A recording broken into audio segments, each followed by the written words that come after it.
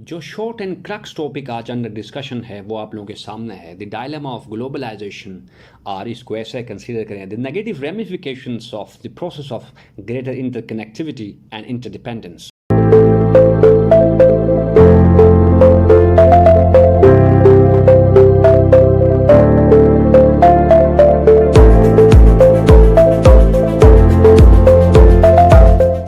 Yes, LA people, I believe you're doing great and I welcome and appreciate your presence in Cuckoo's Study Lab. Short lecture series में जो आज का topic discussion में रहेगा उसका है title the dilemma of globalisation. इसको ऐसे भी कंसीडर आप लोग कर सकते हैं कि the negative ramifications of greater interconnectivity and interdependence between or among nation states. International relations के स्टूडेंट्स हैं, उनको ये आइडिया है कि ग्लोबलाइजेशन किस प्रोसेस और किस टूल का नाम है। अगर इस टॉपिक को हम लेमैन की लैंग्वेज में डिफाइन करना चाहें तो ये एक ऐसा टूल और एक ऐसा प्रोसेस है जिसके थ्रू डेवलप्ड और मॉडर्न इकोनॉमीज़ ने दुनिया भर की इकोनॉमीज़ को एक ऐसे मैनर में लिंक और इंटीग्रेट किया जिसके बाद अगर एक सोसाइटी में कोई इकोनॉमिक क्रंच आ जाता है या एक इकोनॉमिक डाउन टर्न वहाँ पर देखने को मिलता है तो उसके रिवर्बरेशंस और उसके रेमिफिकेशंस दुनिया भर की जितनी इकोनॉमीज़ है वहाँ पर फील किया जाता है। उस प्रोसेस का नाम है ग्लोबलाइजेशन। फर्दर अगर ज़रा सा आगे चले जाएं तो ग्लोबलाइजेशन एक ऐसे प्रोसेस का नाम है जिसके थ्रू मॉडर्न और सो कॉल्ड सिविलाइज सोसाइटीज़ ने दुनिया भर की economy, societies, politics, economy and foreign policy को ऐसे इंटीग्रेट किया कि अब एक कंट्री जो है ना वो अपने सर्वाइवल एंड वेलबींग के लिए डिपेंड करती है दूसरी कंट्रीज़ पर। ठीक, या इसको ऐसे भी कंसिडर कर सकते हैं कि एक कंट्री की इकोनॉमी जो है ना अपनी हेल्थ के लिए, सस्टेनेबिलिटी के लिए या एक नॉन लीनियर डेवलपमेंट के लिए दूसरे कंट्री की इकोनॉमी पर डिपेंड करे, तो जिस प्रोसेस की वजह से ये फिनोमिनन जनरेट हुआ है उस प्रोसेस का नाम ग्लोबलाइजेशन है। जो टॉपिक आज हम डिस्कस करेंगे उसमें हम पढ़ेंगे कि ग्लोबलाइजेशन, जिसके बारे में काफ़ी सारे वेस्टर्न राइटर्स शुरू में इसके बारे में बहुत ज़्यादा ब्रेक अबाउट करते थे कि ग्लोबलाइजेशन अगर हम इसको एक्सरसाइज करें, नेशन स्टेट्स अगर इस प्रोसेस को और इस टूल को डिप्लॉय करें अपने रिलेशंस विद एक्सटर्नल स्टेट्स, तो उस केस में स्टेट्स के बीच में जो इन इश्यूज़ हैं या कन्फ्लिक्ट्स हैं पॉलिटिकल और अदरवाइज नेचर के, उन इश्यूज़ को बगैर किसी मिलिट्री और हार्ड पावर के उनको डील किया जा सकता है, रिजोल्व किया जा सकता है थ्रू पैसिफिक मीन्स और डिप्लोमेटिक मीन्स। लेकिन जैसे जैसे टाइम आगे बढ़ा वैसे वैसे जो एक्सपेक्टेशंस थी वो फुलफिल नहीं हुई। ठीक, न्यू लिबरलिज्म के बाद या न्यू लिबरल जो इकोनॉमिक फिलॉसफी थी उसको डिप्लॉय करने के बाद वेस्टर्न कंट्रीज़ ने ग्लोबलाइजेशन के प्रोसेस को फर्दर एक इम्पिटस प्रोवाइड किया। ठीक, दुनिया की इकोनॉमीज़ को इंटरलिंक किया, इंटीग्रेट किया गया। लेकिन इस इंटीग्रेशन और इस इंटरकनेक्टिविटी का सबसे जो बड़ा नुकसान और जो सबसे बड़ा जो नेगेटिव इफेक्ट नज़र आया वो तब हुआ जब 1990s में जब एशियन कंट्रीज़ में इकोनॉमिक क्रंच आया, तो उसके जो इफेक्ट्स हैं, नेगेटिव इफेक्ट्स, वो पूरी दुनिया में फील किए गए। सिमिलरली 2007 और 2008 का जो इकोनॉमिक जो डाउन ट्रेंड रहा या जिसको हम इकोनॉमिक क्राइसिस समझ लें, तो उस क्राइसिस की वजह से दुनिया भर की इकोनॉमीज़, हालांकि क्राइसिस जो है ना इकोनॉमिक वो वेस्टर्न नेशंस में था, वेस्टर्न इकोनॉमीज क्राइसिस का शिकार थी, लेकिन उन क्राइसिस का जो इम्पैक्ट था वो पूरी दुनिया फील कर रही थी। ग्लोबलाइजेशन का सबसे जो वीक और फ्लॉ पॉइंट है वो ये है कि एक कंट्री में अगर कोई इशू हो इकोनॉमिक और ट्रेड से रिलेटेड, तो उसके नेगेटिव इम्प्लीकेशंस पूरी दुनिया की कंट्रीज जो है ना वो फील करती हैं। तो ये एक नेगेटिव हमारे पास इम्प्लीकेशन है ग्लोबलाइजेशन का। यहाँ पे आप लोगों की फैसिलिटी के लिए मैंने कुछ की पॉइंट्स यहाँ पे मेंशन किए हैं, जैसे नज़र आ रहा है growth on swiftly growing means of transport and communication. Globalisation के बारे में हमने कहा है कि या बहुत सारे राइटर्स ये कहते हैं कि ग्लोबलाइजेशन एक ऐसा प्रोसेस है जो कि पहले एग्जिस्ट कर रहा था, लेकिन फोर्थ इंडस्ट्रियल रिवोल्यूशन आज जो हमारे पास एडवांसमेंट हुई टेली कम्युनिकेशन में, ट्रांसपोर्टेशन में, इस एडवांसमेंट ने ग्लोबलाइजेशन के प्रोसेस को एक यानी कि एक नया जो है ना वो इसको फ्यूल प्रोवाइड किया टू फ्लरिश। ठीक, next, globalisation allows the cross over of ideas, arts and cultures. आप लोगों को पता है कि हमने एक इस प्रोसेस के थ्रू दुनिया ने या जो हमारे पास इन्फ्लुएंशियल पास थी उन्होंने कोशिश की कि दुनिया को बॉर्डरलेस बनाया जाए। ठीक है, बॉर्डर को परमिएबल बनाया जाए।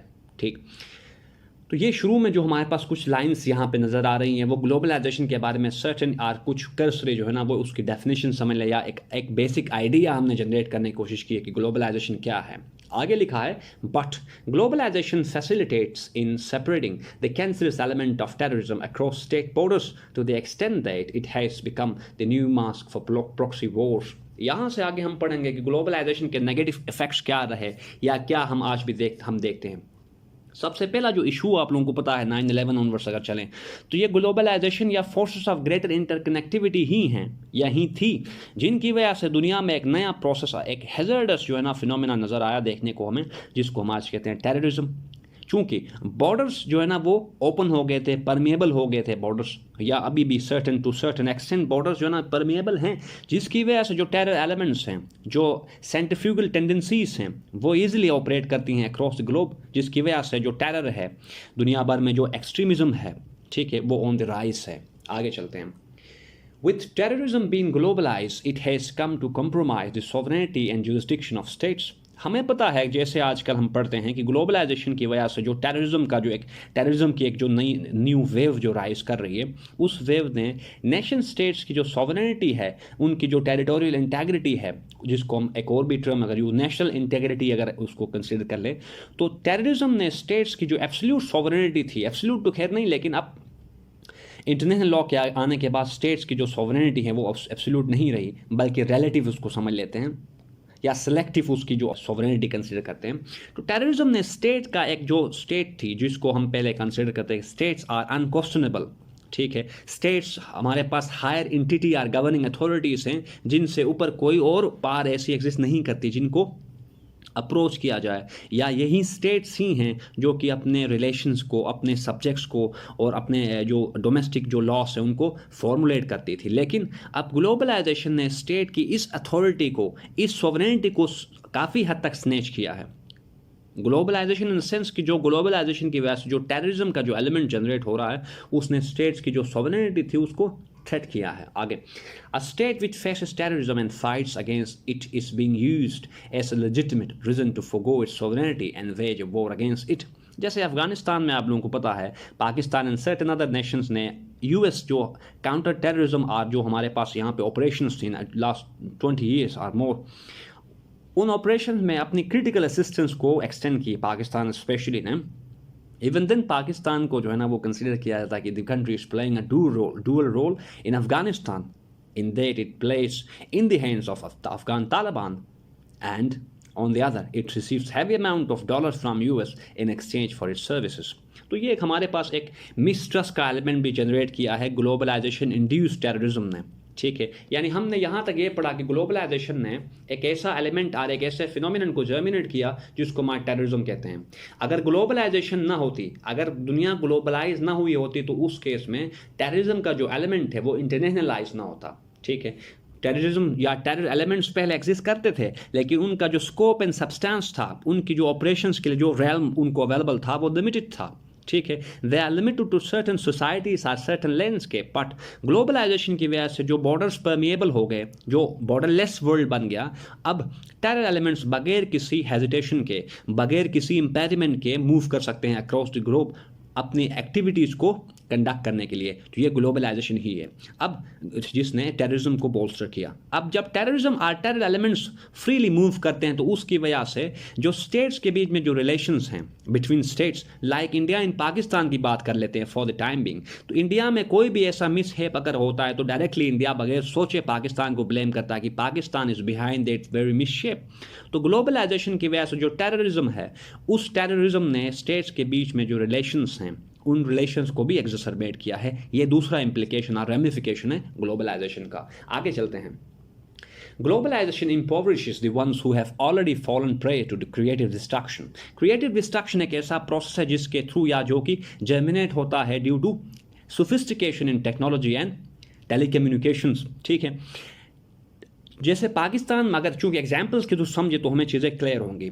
काफ़ी टाइम पहले जब पाकिस्तान में उबर और करीम जैसी फैसिलिटीज़ अवेलेबल नहीं थी, तो लोकल जो टैक्सी कैब्स थे वो अवेलेबल थे। लेकिन अब चूंकि हमारे पास बहुत सारी ट्रांसपोर्ट फैसिलिटीज़ अवेलेबल हैं, इन्हीं फैसिलिटीज़ की अराइवल की वजह से लोकल जो हमारे पास एक ट्रांसपोर्टेशन का या ट्रांसपोर्ट का जो स्ट्रक्चर था वो सारा कोलैप्स कर गया due in part to the arrival of such services as Uber, Careem and so forth. तो अब इन फैसिलिटीज और सर्विसेज के आने के बाद जो डोमेस्टिकली जो एग्जिस्ट कर रहे थे यहाँ पे जो टैक्सी कैब्स थे, उनका जो सिस्टम था या जो लाइवलीहुड सोर्सेस उनको अवेलेबल थे वो अब एग्जिस्ट नहीं करते। इसी प्रोसेस को हम कहते हैं क्रिएटिव डिस्ट्रक्शन।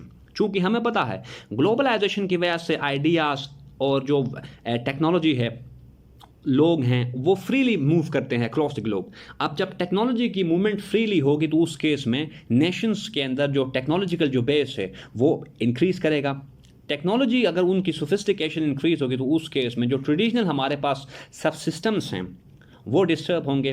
ठीक, लाइक मैनुअल से हम डिजिटलाइजेशन की तरफ चले जाते हैं तो उस केस में हमारे पास एग्जिस्टिंग जो इंस्टीट्यूशंस हैं वो इंटायरली ग्रॉसली इनफेक्टिव हो जाते हैं। तो जिस प्रोसेस को हम ऐसा कंसीडर करते हैं कि एक ऐसा फिनोमिना जो कि एग्जिस्टिंग सिस्टम्स एंड स्ट्रक्चर्स को ग्रॉसली इनफेक्टिव बनाए, उस प्रोसेस को, उस डेवलपमेंट को हम कहते हैं क्रिएटिव डिस्ट्रक्शन। तो ग्लोबलाइजेशन ने टेक्नोलॉजिकल जो हमारे पास मूवमेंट थी उसको फर्दर बोल्स्टर किया। उसके बोल्स्टर करने की वजह से हमारे पास क्रिएटिव डिस्ट्रक्शन का जो प्रोसेस है वो फर्दर जनरेट हुआ इन लीस्ट डेवलपिंग और डेवलपिंग सोसाइटीज लाइक पाकिस्तान। ये एक इशू है जो कि इंड्यूस हुआ ड्यू टू ग्लोबलाइजेशन। आगे चले जाते हैं। Globalisation consolidates dependency of periphery on the core. International relations में हम डिफरेंट रीजन्स को सर्टन कैटेगरीज में डिवाइड करते हैं, like core region, periphery region and semi periphery. Core region में हमारे पास सारे वो एरियाज और नेशंस हैं जो कि वेल डेवलप्ड हैं, टेक्नोलॉजिकली सोफिस्टिकेटेड हैं, जबकि पेरिफेरी में वो कंट्रीज और वो नेशंस हैं जिनकी इकोनॉमी अभी भी डिपेंड करती है ऑन रॉ मटेरियल, और जिनकी जो इकोनॉमिक जो स्ट्रक्चर है वो बेस करता है ऑन एग्रीकल्चरल प्रोडक्ट्स और एक्सपोर्ट्स ऑफ एग्रीकल्चरल प्रोडक्ट्स। तो अब जब ग्लोबलाइजेशन ने क्या किया है कि जो डेवलपिंग नेशंस हैं लाइक पाकिस्तान, उनकी डिपेंडेंसी को फर्दर इंक्रीज किया है। फॉर इंस्टेंस पाकिस्तान अपने एक्सपोर्ट्स को इंक्रीज करने के लिए या पाकिस्तान अपने एक्सपोर्ट्स के वॉल्यूम को बढ़ाने के लिए भी इंपोर्ट करना पाकिस्तान को पड़ता है। लाइक हमें केमिकल्स चाहिए होते हैं, मशीनरी चाहिए होती है, ठीक, उसके बाद वेल रिसर्च हमारे पास जो है ना वो ऐसे मेथड्स चाहिए होते हैं जिनकी वजह से हम क्रॉप्स की जो प्रोडक्टिविटी है उनको इंक्रीज कराएं। सिंपली पुट, ग्लोबलाइजेशन ने डेवलपिंग नेशंस को नेसेसिटेट किया है कि अगर वो नेशंस अपनी प्रोडक्टिविटी एंड अपने एक्सपोर्ट बेस को बढ़ाना चाहते हैं तो they have to go for import more and more. तो ये एक लेवल ऑफ डिपेंडेंसी है। फर्दर पाकिस्तान ही की अगर बात करें तो पाकिस्तान की जो डिपेंडेंसी है वो बाय द टाइम इंक्रीज हो रही है। जैसे पाकिस्तान आजकल फिर आईएमएफ से लोन लेने लगा है। लोन लेने का मतलब ये है कि लोन के साथ, जैसे आईआर में हम लोग पढ़ते हैं कि strings are always attached to foreign assistance और एड। ठीक, अब ये जो लोन हम लेंगे ये एक फॉर्म ऑफ हमारी डिपेंडेंसी है ऑन वेस्टर्न इंस्टीट्यूशंस। ठीक है, इस लोन को लेने के बाद हमारी जो पॉलिसीज होंगी ईदर डोमेस्टिक और एक्सटर्नल, वो डिपेंड करेंगी किसकी विश पर, एस्पिरेशंस पर, कि आईएमएफ हमें जो डिक्टेट करेगा वही हमने फॉलो करना है, वही हमने करना है। तो ये एक लेवल ऑफ डिपेंडेंसी है जो कि इंक्रीज हो रही है due in part to globalisation. Next, globalisation benefits the advance nations at the expense of least developing countries. हमारे पास वर्ल्ड सिस्टम थ्योरी को कंसिडर कर लें आप लोग, या डिपेंडेंसी थ्योरी को ही कंसिडर कर लें, जिसके थ्योरिस्ट ये कहते हैं कि वेस्टर्न कंट्रीज़ के इस तरह के नोशंस लाइक ग्लोबलाइजेशन ने जो डेवलपिंग कंट्रीज़ हैं उनकी डिपेंडेंसी को भी इंक्रीज़ किया है, और डेवलपिंग कंट्रीज़ का जो पोटेंशियल था to break the chains of dependency, उस पोटेंशियल को इरोड किया है ग्लोबलाइजेशन के थ्रू या ग्लोबलाइजेशन ने। ठीक है, तो यहाँ पे इस पॉइंट में हमने लिखा है कि globalisation benefits the advance nations at the expense of least developing. ये ऑब्वियस है, क्योंकि आप लोग सोचें पाकिस्तान जैसी कंट्री की जो कि रॉ मटेरियल को एक्सपोर्ट करता है, जबकि हमारी इंपोर्ट्स किस तरह की हैं, क्रिटिकल और टेक्निकल नेचर की इंपोर्ट्स हैं, इलेक्ट्रॉनिक्स की चीज़ें बाहर से, हैवी मशीनरी बाहर से, फ्यूल बाहर से एंड सो फोर्थ। तो हमारा जो ओवरऑल एक्सपोर्ट बेस है वो कंपनसेट नहीं कर सकता, या कभी भी हम एक्सपेक्ट नहीं करते कि पाकिस्तान का जो एक्सपोर्ट बेस है जो कि इंटायरली बेस करता है रॉ मटेरियल पर, वो कंपनसेट करेगा पाकिस्तान के इंपोर्ट्स को। अब जब कंपनसेट नहीं कर सकता कि पाकिस्तान की इकोनॉमी, जिसको हम कहते हैं नेगेटिव बैलेंस ऑफ पेमेंट, ठीक है, तो पाकिस्तान का जो करंट अकाउंट है वो हर वक्त जो है ना वो इश्यूज़ करता रहता है। तो वजह यही है कि पाकिस्तान जैसी कंट्रीज़ को ग्लोबलाइजेशन ने नुकसान पहुंचाया है इन फेवर ऑफ डेवलपिंग नेशंस। तो ये ग्लोबलाइजेशन का इशू है। आगे हमने लिखा है ग्लोबलाइजेशन हैज सेपरेटेड टेररिज्म या globalisation has boosted the process of terrorism and extremism, जैसे ऊपर हमने बात की। नेक्स्ट, इट हैज या globalisation compromises the principle of territorial sovereignty and jurisdiction, ऊपर हमने बात की है। अगर आगे इसमें फर्दर बातचीत कर लें ग्लोबलाइजेशन के नेगेटिव रेमिफिकेशंस से, तो नेक्स्ट पॉइंट जो हमने लिखा है, it adds more to the plight of already marginalised and sideline women. Globalisation के अंडर डेवलप नेशंस में से जो मल्टीनेशनल कॉरपोरेशंस हैं, जिनको हम MNCs कहते हैं, वो पेनिट्रेट करती हैं into domestic economies of least developing Nations. जैसे पाकिस्तान में अगर बात कर ले तो जो MNCs हैं, जो बाहर से यहाँ पे इन्वेस्टमेंट के लिए या बाहर से यहाँ पे अपने जो फ्रेंचाइजेस हैं ओपन करके बैठी हुई हैं, उन फ्रेंचाइजेस और उन MNCs में जो लेबर फोर्स की जो नेचर है वो बहुत ज़्यादा टेक्निकल है, ठीक, प्रोफेशनलिज्म का एलिमेंट वहाँ पे पाया जाता है। अब जब ऐसी बात होगी तो हमारा जो डोमेस्टिक लेबर फोर्स है, स्पेशली फीमेल्स, उनको लाइवलीहुड अपॉर्चुनिटीज अवेलेबल नहीं होंगी, ठीक है। तो अब अवेलेबल नहीं होंगी तो उनकी जो डिपेंडेंसी ऑन मेल्स वो फर्दर इंक्रीज होगी। Dependency is leading to their marginalisation and subjugation. तो ये एक प्रोसेस है जो कि ग्लोबलाइजेशन ने फर्दर एग्जासरबेट किया है।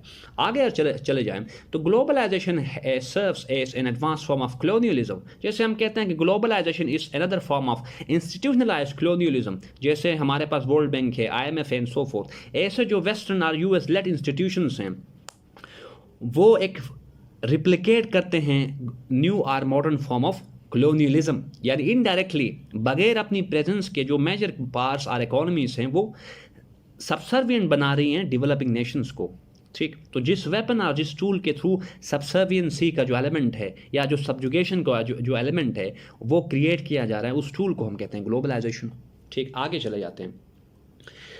It furthers the rift between different civilization and makes the clash of civilizations inevitable। जैसे हमने ऊपर बात की, टेररिज्म है, एक्सट्रीमिज्म है, क्रॉस कल्चरल जो हमारे पास एक्सचेंज ऑफ आइडियाज़ हैं और एंड सो फोर्थ। तो इस तरह की मतलब फ्री फॉल या फ्रीली जो हमारे पास इंटरेक्शंस हैं या कम्युनिकेशंस बिटवीन डिफरेंट सिविलाइजेशंस, इस नेचर की इंटरेक्शंस और कम्युनिकेशंस के बाद नेशन स्टेट्स और डिफरेंट सिविलाइजेशंस में जो फॉल्ट लाइंस थे वो फर्दर हाईलाइटेड हुए हैं, ठीक। लाइक इस्लाम वर्सेस क्रिश्चियनिटी है, वेस्टर्न कंट्रीज वर्सेस चाइना है एंड सो फोर्थ। जैसे सैमुअल पी हंटिंगटन अपनी बुक में लिखते हैं क्लैश ऑफ सिविलाइजेशन में कि ग्लोबलाइजेशन या बॉर्डरलेस वर्ल्ड की वजह से and free flow of ideas की वजह से डिफरेंट जो सिविलाइजेशंस हैं उनके बीच जो मौजूद फॉल्ट लाइंस थे वो फर्दर हाईलाइट हो रहे हैं, जिनकी वजह से there is a great likelihood of clash of civilisations based on differences in their beliefs and cultural factors. तो ये एक प्रोसेस है जो कि जर्मिनेट कर रहा है ग्लोबलाइजेशन। नेक्स्ट हमने लिखा है globalisation imbalance the north south gap and tilts it in favour of north. ऊपर हम बात कर चुके हैं। Next, globalisation perpetuates the ineffectiveness of domestic industries of the third world nations. ये भी हम बात कर चुके हैं।